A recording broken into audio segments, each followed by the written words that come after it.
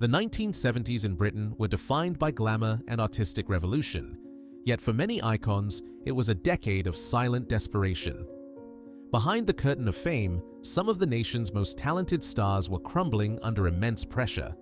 Today, we uncover the sorrowful tales of 10 individuals who gave everything to their audience but lost themselves in the process. From crushing loneliness to fatal dependencies, their stories serve as a somber reminder of the dark side of success. Make sure to subscribe and share your thoughts in the comments below.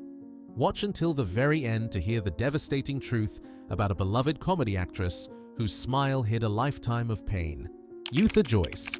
When we look back at the golden age of British television in the 1970s, few faces are as instantly recognizable as that of Eutha Joyce.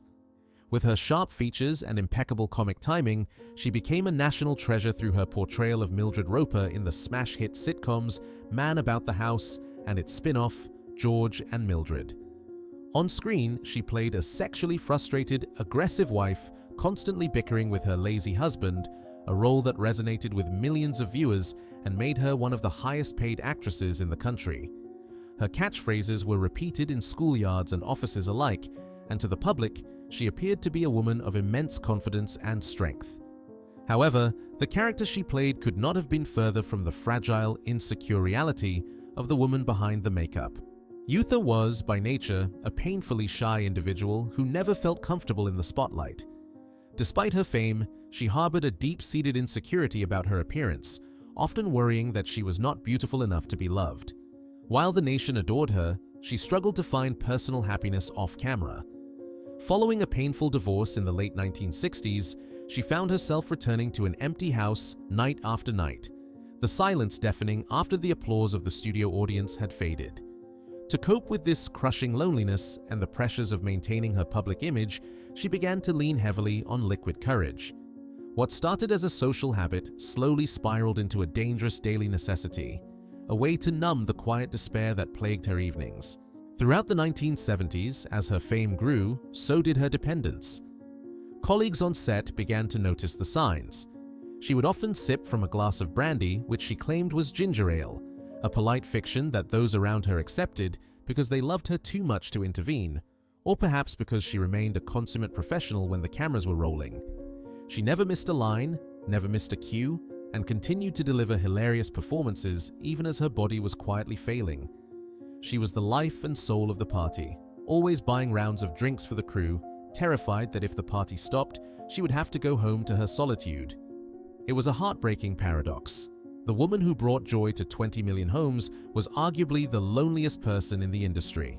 By the summer of 1980, just as the decade she had defined came to a close, her health collapsed. She was filming the feature film version of George and Mildred when she was admitted to the hospital.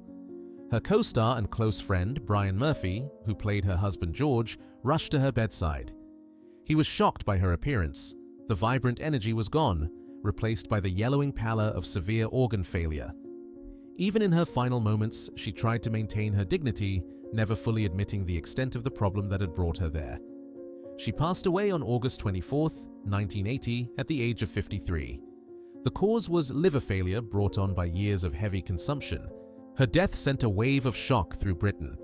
The public had no idea that their beloved Mildred was suffering. Her funeral was attended by stars and fans alike, all mourning the loss of a unique talent. The tragedy of Eutha Joyce is a stark reminder of the isolation that fame can bring.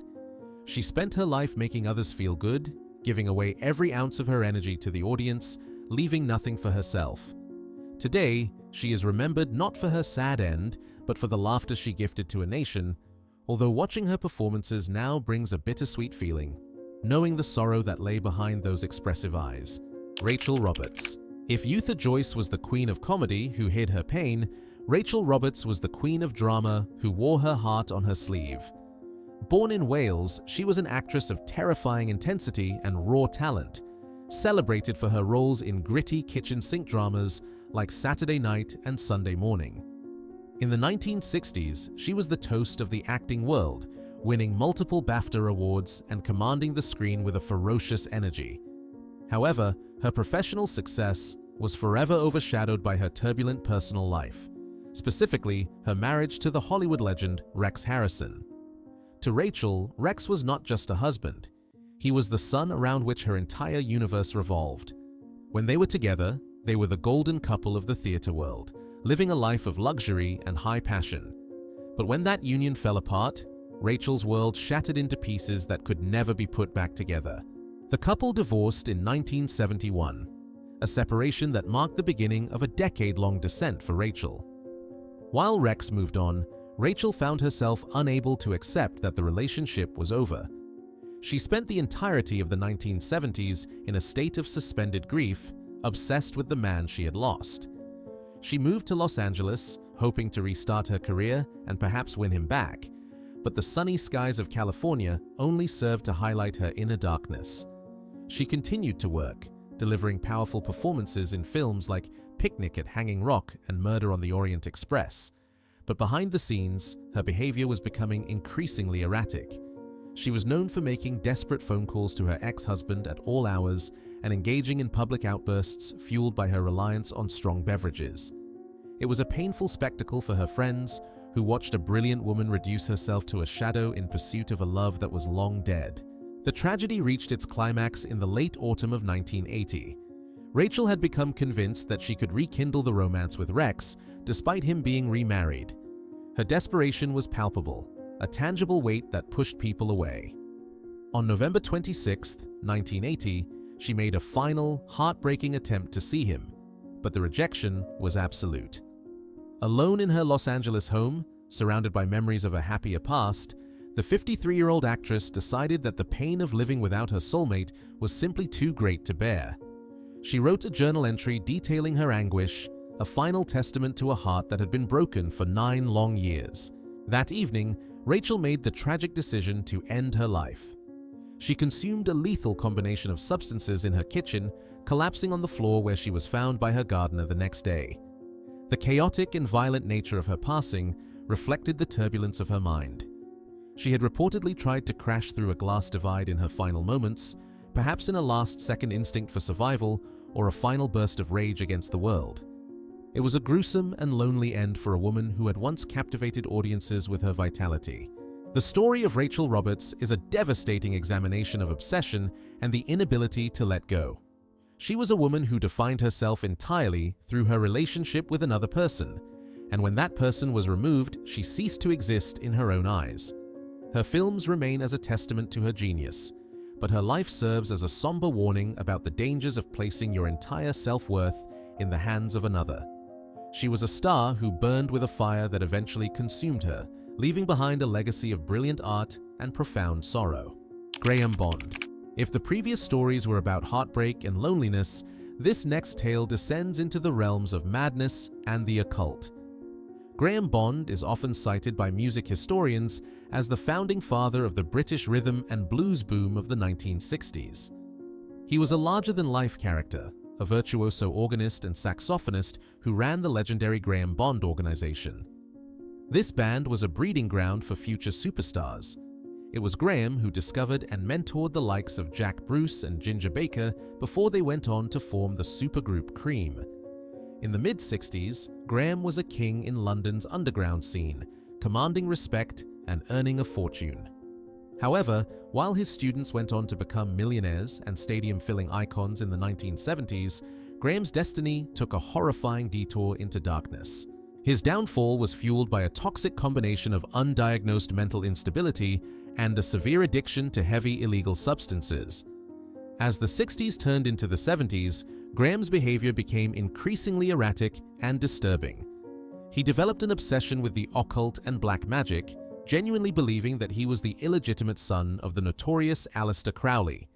He would perform bizarre rituals on stage and claim to be cursed, driving away friends and potential collaborators who were terrified by his intensity.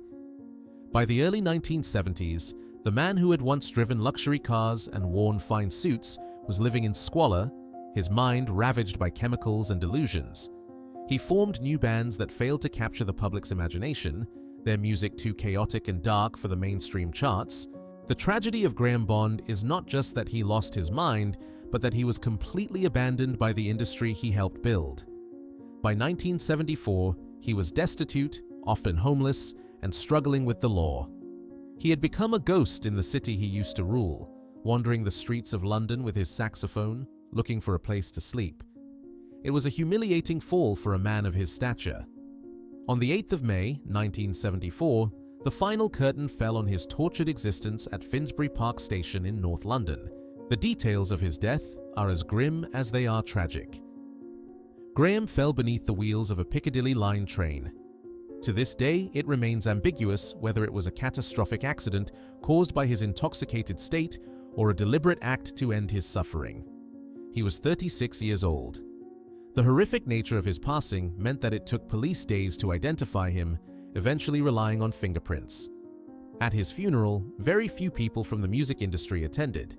The superstars he had mentored were busy touring the world, while the man who gave them their start was lowered into the ground in relative obscurity. Graham Bond's story is the ultimate cautionary tale of the British music scene. He was a musical visionary who lacked the anchor to keep him tethered to reality. While his peers found fame, he found demons. Today, his records are cult classics, cherished by collectors who recognize his genius, but his life serves as a chilling reminder of how thin the line is between creativity and madness. He was the architect of a musical revolution who was crushed by the very weight of the structure he helped to create. Rory Storm. Before the world had ever heard of John, Paul, George, and Ringo, there was only one true king of the Liverpool music scene, and his name was Rory Storm. Born Alan Caldwell, he was the golden boy of the Merseybeat era, a blonde, athletic showman who possessed charisma in abundance. His band, Rory Storm and the Hurricanes, was the most popular group in the city, famously employing a drummer named Richard Starkey, who would later become known to the world as Ringo Starr. In the early 1960s, it was Rory who drew the biggest crowds and drove the girls wild with his daring stage antics, which often included climbing up pillars and jumping from balconies. He seemed destined for global superstardom, living the dream that every young boy in Britain aspired to.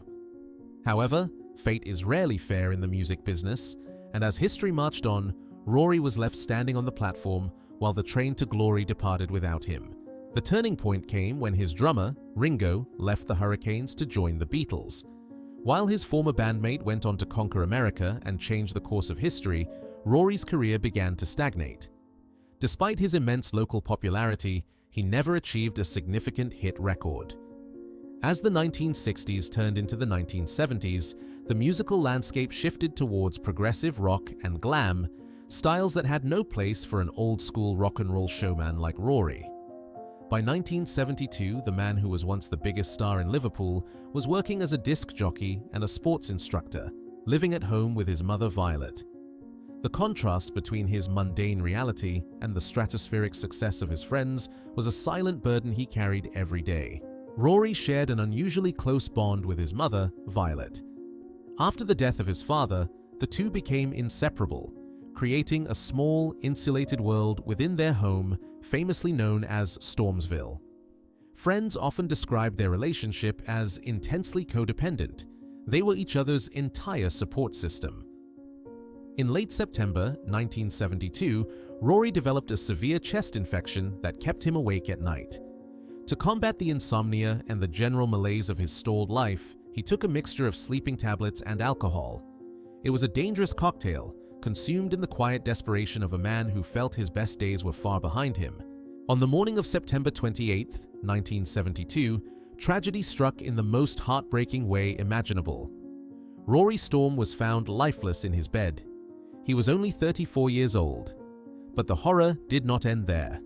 When his mother, Violet, discovered the body of her beloved son, her world collapsed instantly. Unable to comprehend a future without her golden boy, and overwhelmed by immediate, crushing grief, she made the devastating decision to join him. She consumed a lethal dose of tablets and lay down to die. When the bodies were discovered later, it was a scene of Shakespearean tragedy. A mother and son, united in death as they had been in life. The double funeral was a somber event that shook Liverpool to its core. Ringo Starr, despite his global fame, did not attend, reportedly to avoid turning the solemn occasion into a media circus, though he sent a large floral tribute.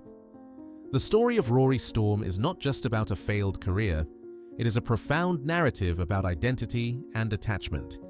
He was the star who never quite shone bright enough for the world to see, and when his light went out, it took the only person who truly understood him along with it. In the end, Rory and Violet remained together, leaving behind a legacy that is equal parts romantic and terrifying, a permanent reminder of the fragile human heart. Sid James. If there was one sound that defined British cinema in the 1960s and 70s, it was the dirty, contagious chuckle of Sid James. With his craggy face, which looked as though it had been carved out of granite, and his cheeky persona, Sid was the undeniable king of the carry-on films. He appeared in 19 of the 31 movies, usually playing a lovable rogue or a henpecked husband. To the public, he was immortal, a constant source of comfort and hilarity in a changing world. However, behind the laughter lay a man who was driven by a compulsive need to work and a dangerous addiction to gambling. Sid lived life at a frantic pace, smoking heavily and ignoring the warning signs his body was desperately sending him. He had already suffered a severe heart attack in 1967, but he refused to slow down, terrified that if he stopped working, the offers would dry up and his debts would consume him. By 1976, Sid was 63 years old and looked visibly tired. He was touring the country with a stage play called The Mating Season, a grueling schedule that would have exhausted a man half his age. On the night of April 26th, the tour arrived at the Sunderland Empire Theatre. Sid was not feeling well. He had complained of feeling unwell earlier in the day, but, being a professional from the old school, the idea of cancelling a performance was unthinkable to him. He took to the stage as usual, delivering his lines with his trademark timing, feeding off the energy of the packed house. The audience was in high spirits, delighted to see their hero in the flesh, unaware that they were witnessing his final moments. The tragedy struck in the first act. Sid was seated on a sofa on stage opposite his co-star, Olga Lowe. She delivered her line, expecting his snappy comeback. Instead, there was silence. Sid did not respond. His head slumped back against the cushions and his eyes closed. To the audience, this looked like a classic piece of comic acting. They thought he was playing a prank or pretending to be asleep as part of the character's reaction. A wave of laughter rippled through the theater. People chuckled at his genius, not realizing they were laughing at a dying man. Olga Lowe, however, stepped closer and realized with horror that he was not breathing. She broke character and called for the curtain to be brought down, silencing the laughter instantly. The confusion backstage was absolute. An ambulance was called, and Sid was rushed to the hospital, but he had passed away before he even left the building. The cause was a massive heart attack. The irony of his death was profound. The man who had dedicated his life to making people laugh died to the sound of applause and mirth. It was the ultimate performer's exit, yet it was tinged with a deep sadness. He had literally worked himself to death, unable to step off the treadmill of fame he had built. Sid James left a void in British entertainment that has never been filled. Following his passing, the Carry On franchise lost its heart and slowly declined. Tales of his ghost haunting the dressing room at the Sunderland Empire have circulated for decades, a testament to his lingering presence in the national psyche. But the true tragedy remains the image of a tired old man, pushing himself to the limit for one last laugh, passing into the darkness while the world around him roared with joy. It is a stark reminder that the clown is often the one who needs the most care, yet receives the least. Billy Fury. In the gritty, smoke-filled dance halls of 1950s, Liverpool, long before the Beatles conquered the world, there was one man who stood as the undisputed king of British rock and roll. Billy Fury, born Ronald Wycherley, was the closest thing the United Kingdom ever had to Elvis Presley. With his chiseled cheekbones, brooding good looks, and a voice that could melt hearts, he was the original teen idol.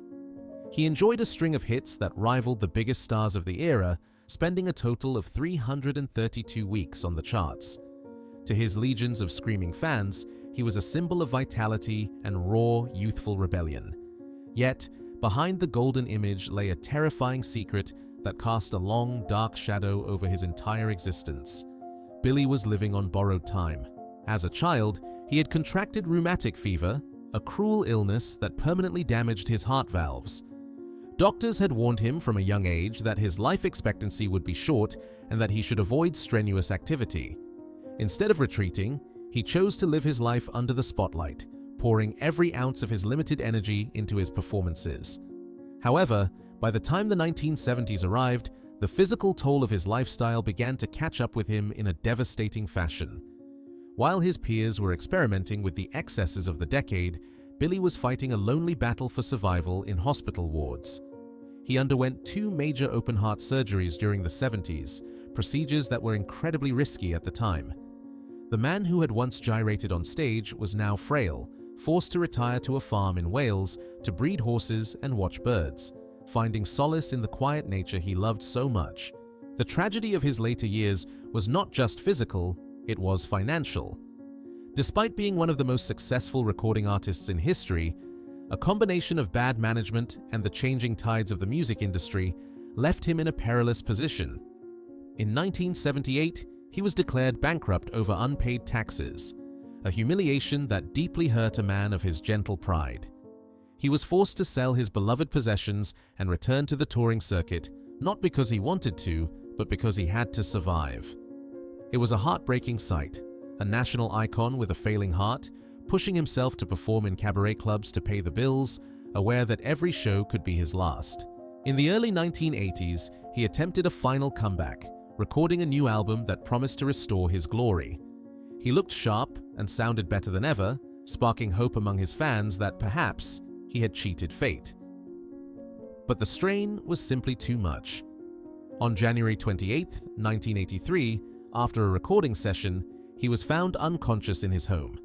His brave heart, which had fought so hard for 42 years, had finally given up. He passed away in the ambulance on the way to the hospital, leaving behind a legacy of timeless ballads and a reputation as one of the kindest men in the business. Billy Fury's story is a poignant reminder of the fragility of life. He was a star who shone brighter than anyone else because he knew the darkness was coming. He never complained about his lot in life, facing his mortality with a quiet dignity that was rare in the ego-driven world of show business. Today, a bronze statue of him stands by the Mersey River in Liverpool, forever young, forever beautiful, capturing the essence of the boy who gave his heart to the music until he had nothing left to give. Steve Peregrine took. History is written by the victors, and in the glittery chronicle of the 1970s, few were more victorious than Mark Bolan. But for every star that rises, there is often a silent partner left in the darkness. Steve Peregrine. Took was that shadow. In the late 1960s, he was the other half of the psychedelic folk duo Tyrannosaurus Rex, providing the bongo rhythms and backing vocals that complemented Bolan's warbling voice. They were brothers in arms, traversing the underground hippie scene of London together. However, as the decade turned, ambition drove a wedge between them. Bolan wanted to go electric and conquer the charts. Took wanted to perform his own songs and embrace a more anarchic lifestyle. The tension exploded during a tour of America, and upon their return, Steve was unceremoniously fired. He was replaced by Mickey Finn, and within months, the band shortened its name to T-Rex and became the biggest act in Britain since the Beatles. For Steve, the 1970s were a decade of psychological torture. He was forced to watch from the sidelines, living in squalid flats in Ladbroke Grove, while his former best friend appeared on Top of the Pops every week, draped in feather boas and adored by millions. The injustice ate away at him like a cancer. Steve was a talented songwriter in his own right, a multi-instrumentalist with a unique vision, but he was branded as the failure, the man who blew his chance. He spent the decade forming various bands, such as Shagrat and Steve Took's Horns, but they were plagued by bad luck and his own chaotic behavior. To cope with the pain of rejection and the crushing weight of being the man who used to be famous, he immersed himself in the counterculture's most dangerous excesses. He became a legendary figure in the London underground, not for his music, but for his prodigious intake of illicit substances. His life became a tragic cycle of near misses and self-sabotage. Every time he seemed close to securing a record deal, his reputation for unreliability or a sudden erratic episode would ruin the opportunity. He was a kind soul, described by friends as generous and intelligent, but he was broken by the industry that had chewed him up and spat him out. When Mark Bolan died in a car crash in 1977, Many expected Steve to feel a sense of relief or perhaps capitalize on the renewed interest. Instead, he was genuinely devastated, losing the only person against whom he had measured his entire existence. He sent royalties he earned from their early work to help support Bolan's son, a final act of grace from a destitute man. The end of Steve's story is one of the most bizarre and sorrowful in rock history. On Monday, October 27, 1980, just as the new decade was dawning, Steve was staying in a flat in North Kensington with a partner. He had consumed a cocktail of substances, including morphine, which had severely numbed his throat and suppressed his gag reflex. While chatting and drinking, he inhaled a cocktail cherry from his drink. Because his throat was desensitized, he did not cough or struggle. He simply suffocated in silence. He was 31 years old. The coroner recorded a verdict of death by misadventure. It was a cruel, almost farcical end for a man who had lived through so much turmoil. Steve Peregrine. Tooke is the patron saint of the discarded. His story serves as a bitter reminder that for every poster on a teenager's wall, there is a ghost haunting the edges of the frame, a talented soul who simply could not play the game. He remains forever young, forever in the shadow, and forever defined by what might have been. John Bonham. If the 1970s had a heartbeat, it was the thunderous right foot of John Bonham. As the drummer for Led Zeppelin, the biggest and most mysterious band on the planet, he was not merely a musician, he was a force of nature. Known affectionately as Bonzo to his friends and fans, he redefined what it meant to play the drums, combining the swing of jazz with the brute force of a heavy metal hammer. On stage, he was a titan, driving the band through 3-hour marathons of improvisation and power. Songs like Moby Dick became rituals where he would solo for 20 minutes with his bare hands, mesmerizing audiences from Tokyo to New York. However, the man behind the kit was vastly different from the rock god persona. John was a family man from the Midlands who loved nothing more than building walls on his farm, breeding cattle, and spending time with his wife, Pat, and their children, Jason and Zoe. The tragedy of John Bonham was rooted in a deep, crushing homesickness. While his bandmates often reveled in the rock and roll lifestyle of private jets and endless hotel rooms, John despised being away from home. He suffered from severe anxiety before performing, a terror that never left him despite his years of experience. To cope with the nerves and the crushing boredom of touring, he turned to the bottle. What began as a way to loosen up evolved into a coping mechanism that grew darker as the decade wore on. By 1980, Led Zeppelin was preparing for a massive tour of North America, their first in years. To the fans, it was a triumph. To John, it was a prison sentence. He reportedly told friends that he did not want to go, that he had a bad feeling about leaving his sanctuary in Worcestershire. On the 24th of September, 1980, the band gathered for rehearsals at Bray Studios. John's day began with a trip to a local public house, where he started consuming strong spirits early in the morning. Throughout the day, as the band rehearsed, his consumption continued at an alarming rate. He was not aggressive or chaotic, he was simply numbing the dread he felt about the upcoming tour. That evening, the group retired to Jimmy Page's residence, the Old Mill House in Windsor. John fell asleep on a sofa, and his assistant helped him to bed, laying him on his side in a guest room. It was a routine that had happened many times before, but this time, the silence that followed was permanent. On the afternoon of September 25th, when he failed to appear for the next session, his bandmate John Paul Jones and tour manager Benji Lefebvre went to wake him. They found him lifeless. At just 32 years old, the greatest drummer in the world had passed away in his sleep. The official cause was asphyxiation. His body, overwhelmed by the estimated 40 measures of vodka he had consumed, had simply shut down, and he was unable to breathe. The impact was immediate and absolute. Unlike other bands that replaced fallen members and carried on, Led Zeppelin issued a simple statement declaring that they could not continue as they were. They understood that John was not just a drummer, he was the soul of the music. With his death, the golden era of 70s rock effectively ended. The giant airships were grounded, and the excess of the decade gave way to the mourning of a genius who never wanted to be a god, but just a father. To this day, drummers listen to his isolated tracks with awe, trying to decipher the magic of a man who played like a beast, but died from a very human fragility. Peter Sellers. To the outside world, Peter Sellers was the greatest comic actor of his generation. He was the man of 1,000 voices, the chameleon who could disappear into any role, from the bumbling French detective Inspector Clouseau in the Pink Panther series to 3 distinct characters in Doctor Strangelove. He possessed a gift for mimicry that was bordering on the supernatural. However, this gift came with a terrible curse. Peter famously admitted in interviews that he had no personality of his own. He was merely a vessel that needed to be filled with a character to exist.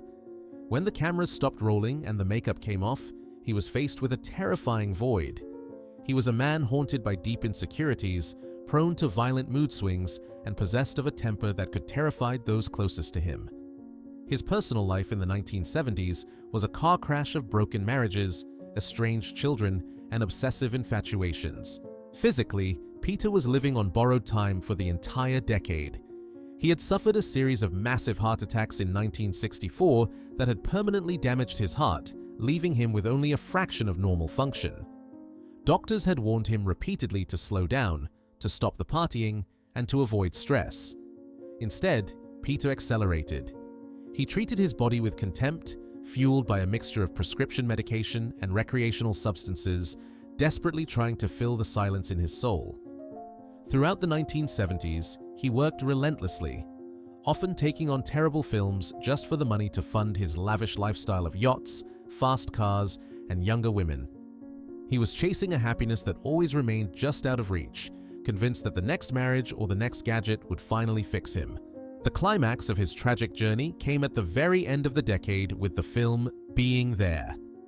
Peter spent years fighting to get this movie made, believing it was the role he was born to play. A simple gardener named Chance who becomes an accidental political advisor. The character, a man who is a blank slate onto which others project their desires, was a mirror of Peter's own empty soul. He poured his remaining life force into the performance, delivering a masterpiece of stillness and melancholy. But the effort drained him completely. By the spring of 1980, he was a shadow of himself, looking frail and exhausted, yet he was preparing to marry for the 5th time and attempting to rewrite his will to cut out his children, a final act of spite from a troubled mind. On the 22nd of July, 1980, Peter was staying at the Dorchester Hotel in London, a place he loved. He had planned to have a reunion dinner with his former colleagues from The Goon Show, perhaps hoping to recapture the innocence of his youth. However, shortly after lunch, his heart finally gave out. He collapsed in his room and was rushed to the hospital, but he slipped into a coma from which he never emerged. He passed away 2 days later, at the age of 54. The funeral was a surreal affair. In a final twist of irony that Peter might have appreciated, the organist played "In the Mood," a song he hated, due to a misunderstanding of his last wishes. He left behind a legacy of laughter that has brought joy to millions, but his own life was a tragedy of Shakespearean proportions. He was the sad clown who could make the whole world smile, but could never find a reason to smile himself. Peter Sellers died as he lived, a mystery, a genius, and a profoundly lonely man who spent 54 years looking for a reflection in the mirror and seeing no one looking back. John Lennon. For our final and most devastating story, we must turn to the man who was arguably the most famous Briton of the 20th century. John Lennon was more than just a musician, he was a spiritual leader for a generation, a working-class hero from Liverpool who dared to imagine a world living in peace. However, his journey through the 1970s was far from a peaceful dream. It was a tumultuous battle for his own soul and sanity. After the bitter dissolution of the Beatles, John moved to New York City, where he spent the first half of the decade fighting on 2 fronts. Publicly, he was fighting the US government, which was trying to deport him for his anti-war stance. Privately, he was fighting his own destructive impulses. The period known as his Lost Weekend saw him estranged from his soulmate Yoko Ono, engaging in a chaotic, alcohol-fueled rampage through Los Angeles with friends like Harry Nilsson and Keith Moon. He was a genius adrift, searching for a harbor in the storm of his own fame. By 1975, however, it seemed that John had finally won his battles. He reconciled with Yoko, won his green card, and welcomed his second son, Sean, into the world on his own 35th birthday. For the next 5 years, the man who had changed the world did something extraordinary. He stopped. He retreated into the Dakota building overlooking Central Park and became a house husband. He baked bread, raised his son, and let his guitar gather dust. For the first time in his life, he was not John Lennon the Beatle. He was just a father and a husband. He later described this period as the time when he finally learned to be a real person. As the 1970s drew to a close, the creative spark returned. In 1980, he entered the studio to record Double Fantasy, an album that celebrated his hard-won domestic bliss. He was 40 years old, healthy, sober, and more optimistic than he had been in decades. He sang about starting over, believing that the second half of his life would be his best. But fate, in its cruelest form, was waiting in the shadows. On the warm evening of December 8, 1980, John and Yoko were returning home from a recording session. They stepped out of their limousine at the archway of the Dakota building just weeks before Christmas. Waiting there was a 25-year-old man, a former fan who had become obsessed with the idea that John was a hypocrite. As John walked past, the man called out his name and discharged a weapon multiple times. There was no struggle, no warning, just a senseless act of violence that shattered the silence of the night. Police officers rushed John to Roosevelt Hospital in the back of a squad car, desperate to save him, but the damage was catastrophic. The announcement made by the doctors shortly after 11 o'clock that night caused a collective wave of grief that the world had never seen before and has not seen since. The tragedy of John Lennon is the ultimate broken destiny. He was not a star who burned out from excess or accident. He was a man who had survived the fire, healed his wounds, and was ready to live. He had finally found the peace he had been singing about for 10 years, only to have it stolen from him by a deranged individual who wanted to steal his light. In the days that followed, millions of people gathered in parks and streets around the globe, weeping and singing his songs. His death marked the definitive, brutal end of the 1960s and 70s dream. The era of hope was over, replaced by a colder reality. John Lennon's life serves as the final, heartbreaking chapter in our list of British stars who were taken too soon. He proved that even the biggest icons are made of flesh and blood. Today, a section of Central Park, named Strawberry Fields, is dedicated to his memory, featuring a mosaic with a single word: Imagine. It is a plea that rings louder with every passing year, a reminder of the boy from Liverpool who tried to save the world but could not save himself.